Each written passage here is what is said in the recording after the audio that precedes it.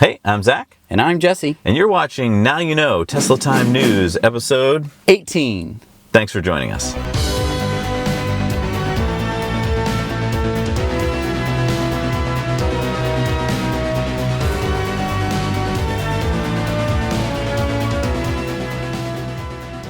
All right, so this week, everyone was focused on CES in Las Vegas, and this week it might have been easy to overlook what we think is one of the biggest stories. So the Ford Motor Company is the second largest car company in the world. Yeah, it's almost a $50 billion company, and it produces about 15% of the cars in the U.S. market. Their CEO, Mark Field, announced that Ford will not be opening a new factory in Mexico, but instead will invest $700 million to expand their Flat Rock factory in Michigan, where the company will start building electric vehicles.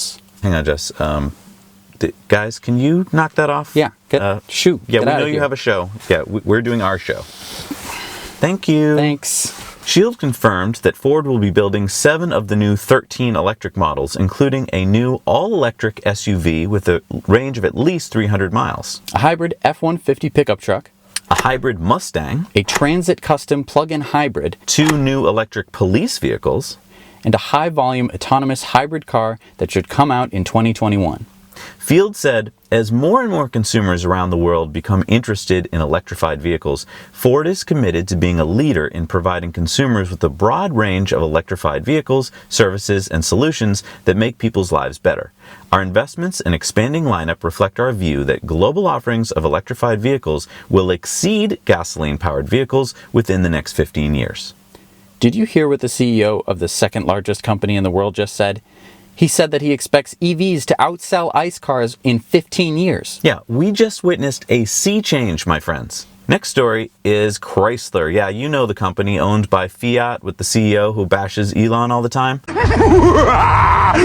Well, they actually unveiled a cool 6-seat EV concept called Portal at CES this week. Here are the quick specs. A 100 kilowatt hour battery pack, 250 miles of range, 350 kilowatt DC fast charging capacity, CCS combo. It should recharge the battery pack with 150 miles of range in less than 20 minutes. The doors are cool. I mean, look at them opening by sliding apart and then revealing that there's no B-pillar. That's similar to the BMW i3. The seats are cool. They can slide back to give you plenty of cargo space, and all passenger seats are removable as well. It'll have a number of sensors to make it level 3 semi-autonomous with a level 4 option where the steering wheel actually retracts. And let me remind you, this is Chrysler. Yeah, if Chrysler is planning for this future, then Tesla has basically won. This is an about-face for such a stodgy car company. No cars are perfect, but these come pretty close. Oh, one more thing. If you can find a better car, buy it. Next at CES was the Honda NEUV.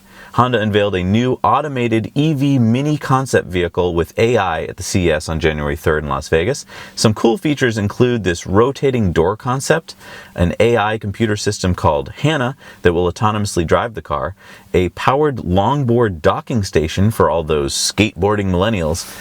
I don't know how I feel about this car. So, I mean, I think this is it's definitely a concept car. They definitely are sticking with a major theme that we saw at CES, and that is advertising to millennials.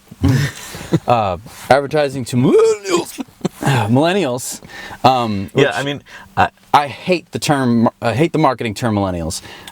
As a millennial, I don't like being marketed to as a millennial. The other thing to me is, I mean, they have this longboard docking station in the back. And right. While I think those are cool, and I would love to actually try one and do that, right. To have a dedicated docking station that you claim is a shelf that you can bungee cord your laptop to, I don't know how many people are going to do that. So it just seems like a weird concept to me. It seems like there was one guy at the company, like someone, the project manager or whatever, Dave. who was like, I'm totally convinced that everyone's going to want this. I mean, I have a battery powered longboard. Everyone's going to want this. Right. And, I just bungee cord my backpack to it. I mean, I think it's a cool option to have. I thought it was weird to kind of almost plan the whole back of the car around it. Right. And also the doors, I love that they're doing all sorts of cool things with doors now, but if you look closely at this door that opens like that, it looks like if you park at a curb, it will hit the curb. Yeah, to me. It is because it comes out from the car. So as soon as that happens, like, you now have to be careful of a lot of different things. So I don't know. I mean, I'm glad that Honda's planning for the future, just not wild about this concept. Yeah, it's funny the amount of things that they do with doors now. Yeah. Now that all of a Tesla sudden, has right. smashed the... We've got to come up with new... you can just see the meetings. They're right? just like, oh, it could slide open. Door meeting at 9. Yeah. Oh, no. Bring the coffee. Bring your ideas. BMW showed off some interior concepts that they are developing for their cars that will come out past 2020 when cars are autonomous. So what they're showing us now, it doesn't look that groundbreaking to me, I guess because I've gotten used to the flat skateboard that the Tesla is. Yeah. And so, I mean, I guess all companies are buying into that. Right. So it's interesting that basically we've always been working around the internal combustion engine and having the drivetrain go down the middle. Yeah, and you have the hump, which sort of breaks up the floor. It prevents you from doing anything that looks like a house. It's always been this sort of cockpit-like feature of all cars. But now with a flat battery pack, you can have essentially a completely flat thing without having to raise up the entire bed of the Do you notice car. that every new concept car now has seats on pedestals? Yeah. And this is all because of Elon. And when the seat on pedestals first came out, everyone was saying like, wow, that looks cool, but how are you going to make it happen? Now they're all saying basically, oh, Tesla figured out how to make it happen. We'll make it happen. Right. You no longer need to like account for the gas tank in the back of the car. You have so much space to work with. The cool features on the on this I concept is that the seat headrests incorporate basically the equivalent of headphones. So when you lean back, you're getting stereo in your seat. Right. Also, if you look in the back of the concept, they have a screen that pops down from the roof so that the back passengers can watch a big screen. And now all the cars seem to have a big screen along the front driver's section of the car. Right. I wonder what inspired that. I wonder where that idea came from. Yeah. So, I mean, great concepts, but all these concepts basically started, I think, with Tesla because they not only showed it was a concept, they actually did it. Right. But very exciting nonetheless. So this is a 2030 concept car by Toyota. It's the Concept I. It was, it debuted at CES and it has AI and blah, blah, blah. And you know what? I lost interest in this car when I heard about 2030 because I know concept cars are fun, but there are companies today that are actually making cars of tomorrow. So enough said about this. Let's move on. Yeah. All right. Let's talk about the Eli Zero. So what is this, a $10,000 car? Yeah. So don't get too excited. This is a new urban car from Eli. The Zero debuted at CES. It will arrive later this year at a cost of around $10,000. That's great. Yeah. It has a 4 kilowatt hour battery. Wait, did you say 4? 4. Okay. 4. How fast can it go? A top speed of 23 miles an hour. Wait, did you mean 230? 23. And a range between 40 and 75 miles. Although honestly, I'm skeptical that with 2 passengers and the AC on, you'll get anywhere near that range. I mean, at that top speed, I honestly don't think I'd feel comfortable driving it in any city. Yeah. I think we should move on. It's kind of a joke. Yeah. NVIDIA showed off a video at CES of its BB-8 self-driving car, taking an audible destination command from the driver and then taking in its surroundings, including road markings, signs, stoplights, making turns when safe, merging on highways, and safely changing lanes on the roads around San Mateo. Yeah, this is the same company that's providing the computer for the current generation of Teslas, so it didn't surprise me that they were using their technology to do what Tesla is doing. What I thought was kind of interesting, if you look closely at the car they're using, it's a Lincoln made by Ford. Right. Do you think NVIDIA is trying to say, hey Ford, hire us to do all of your autonomous driving stuff? Yeah, I think that that's great. As much as I want Tesla to be like the coolest, the best, I really would like all cars to be autonomous. Oh, yeah. I think that it's, in terms of safety, in terms of, all the benefits you gain. We've gotten some comments from our viewers before saying stuff like, you guys are such Tesla fanboys. We are Tesla fanboys, Absolutely. But that doesn't mean we want Tesla to be the only car company out there. We want all the car companies to be out there because we know that that's how innovation is going to take place Right. when they're all competing. And up until this point, we just really haven't seen any innovation coming from any of the major car manufacturers. So at CES, it was really good that we got to see some of that. So one of the biggest stories coming out of the Consumer Electronics Show in Las Vegas this year was the presentation by Faraday Future. I know a lot of you have been waiting for this. This is the company that built the FF91, a car with the range. 130 kilowatt hour battery pack, 378 EPA estimated miles. The muscle. 0 to 60 in 2.39 seconds, 1,050 horsepower. And the technology. self-driving using LiDAR to rival a Tesla. Now, during the presentation, they had the mayor of North Las Vegas draw a random number. Then they had the FF91 autonomously park in that numbered parking space. They also showed off its acceleration, bringing in some muscle cars like the Ferrari 488 GTB and the Bentley Bentayga, and even the Tesla Model X P100D Ludicrous and the Model S P100D Ludicrous. And then having the FF91 take a spin down the runway. They showed off some inspiring features of the car, like its active aerodynamics and cool lighting, and its retractable LiDAR in the hood, along with the suicide doors, rear wheels that turn up to 3.5 degrees to aid in handling, and it also helps the turn radius, and 400 kilowatt charging speeds. Then they had an embarrassing moment when the SVP, Nick Sampson, asked the founder and chairman of Li Echo, billionaire JT, to push the auto valet button on the door that was supposed to have facial recognition and send the car off to autonomously park itself. And,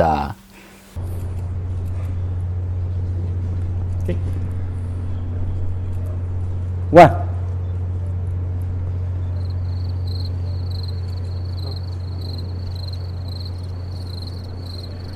it didn't respond. Yeah, that was a little embarrassing. Yeah. The price was not mentioned, but it has been said to start at $150,000 and it can go upwards of $200,000. They did tout the fact that they have had 64,000 people sign up for the car, but I'd like to point out that you don't have to put any money down to get on that list.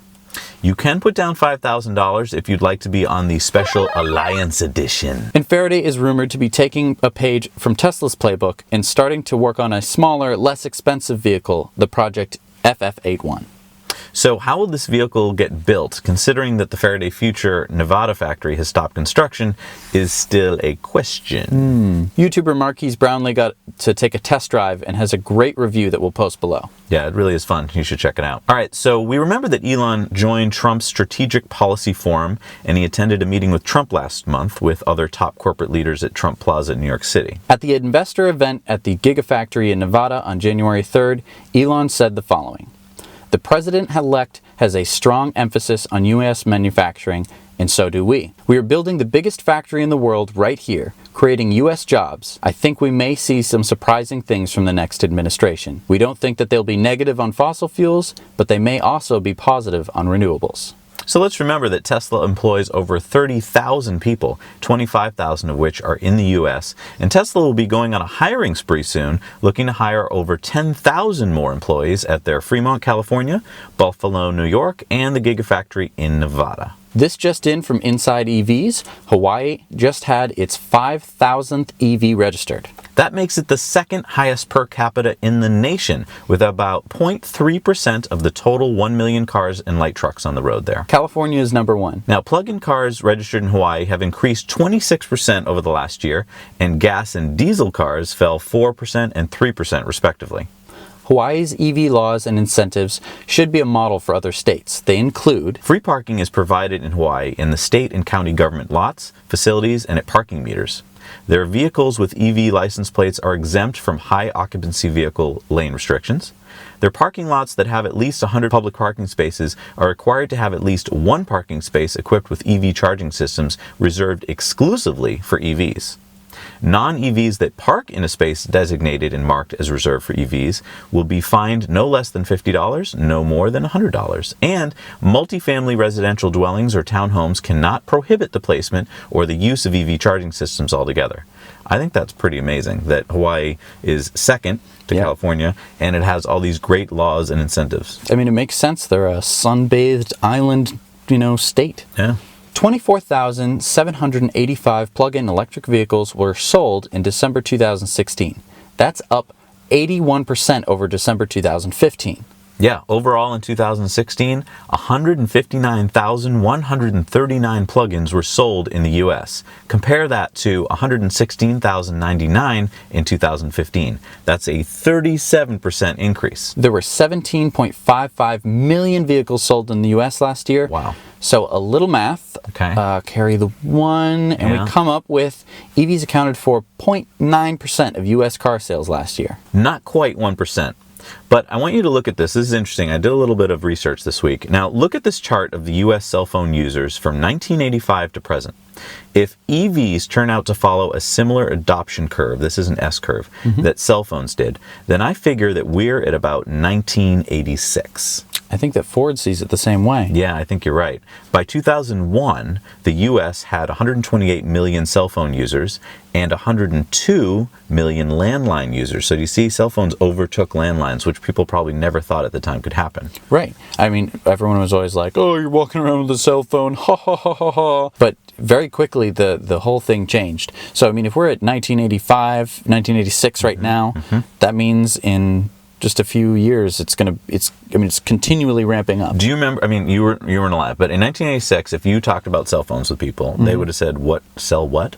I mean, they wouldn't know what you're talking about. They might have seen some movie with some guy with a briefcase who was important and had some special looking phone, but they didn't know what you're talking about, and they certainly didn't think everyone would be carrying one around their pocket in the near future.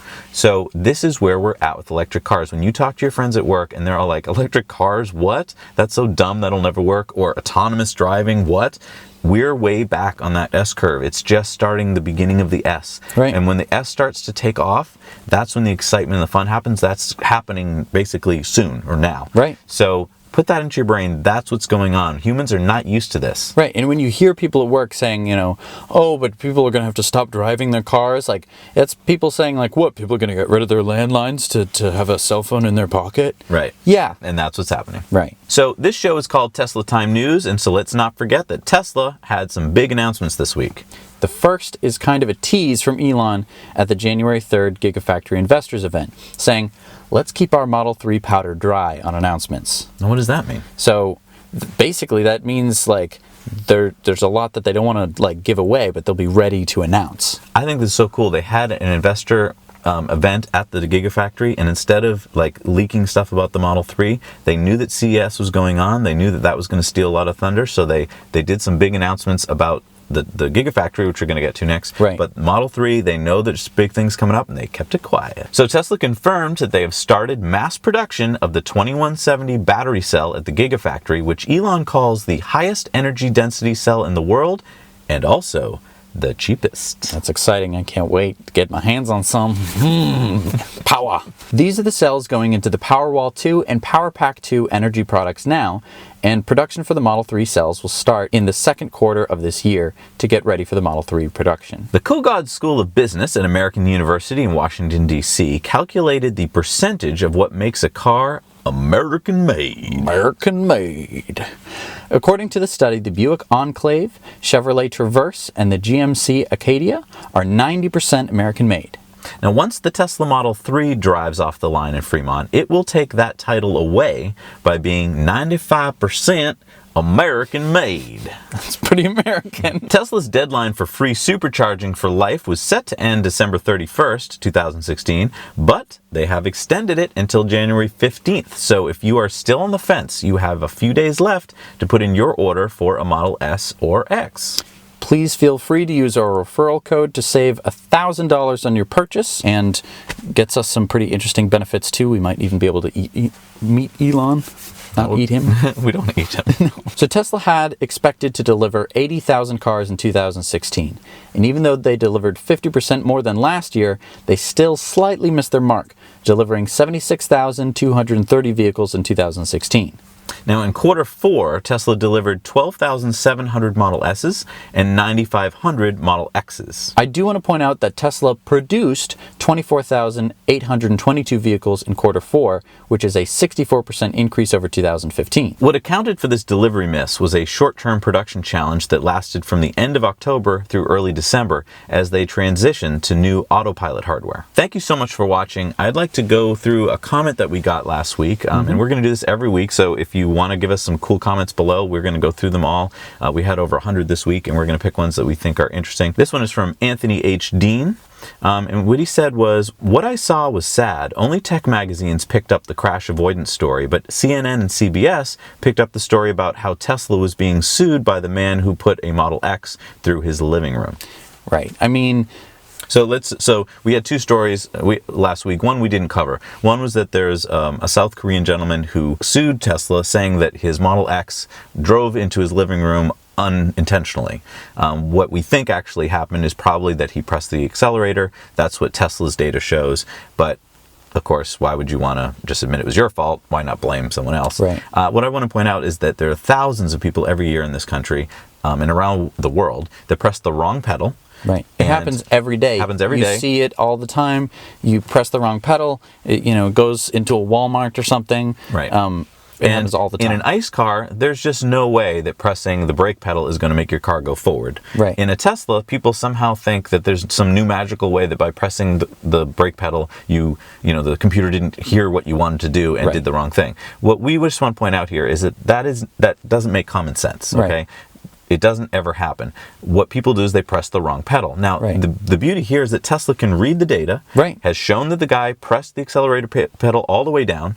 It's such a powerful car, it drove through his house. Right. We're sorry that happened, but we didn't cover that story because it's going to keep happening. I mean, they're just cars like any other cars, and there's people who drive like anyone else is going to drive, and we're not perfect, and we might press the wrong pedal. Right. If you'd ever do that, I hope you don't get hurt, and I hope you don't blame it on someone else. Let's just put a little positive spin on that story where he drove through a living room. Hey, you can just remodel your house whenever you want. Don't like your living room? I thought you were going to say he was safe. Oh, I mean, he was fine, yeah. And that's the thing. You're going to be fine. Right. You're driving the safest car into your house. Right. That's pretty good. Maybe he didn't really like his living room. I bet he didn't. And this is his excuse. Right. And he's hoping Tesla will pay for it. Right. But this is what our commenter is pointing out, is that the major news media did not pick up on the story about how the Model S saved somebody. Saved their life, probably. They just picked up on the story of it crashing into a living room. Now, why did CNN and CBS not take the awesome footage in the Netherlands of the crash that was avoided? No idea. It's still really cool. There's cars flipping over. Right. There's possible death on the highway. CNN, CBS, isn't that what you love to show? But no, you didn't want to show that because there was a Tesla involved, and it's beautifully perched in a living room. So, I mean, I don't blame them. But yeah, this is just what you're going to keep getting from the major media. And that's because they are tied in with the oil companies and with all the people who don't believe in electric cars yet. Now, someday when that shifts, they'll be on our side again, but you're going to have to wait about 15 years. Just so you know, the only funding that Tesla Time News gets is from our Patreon supporters.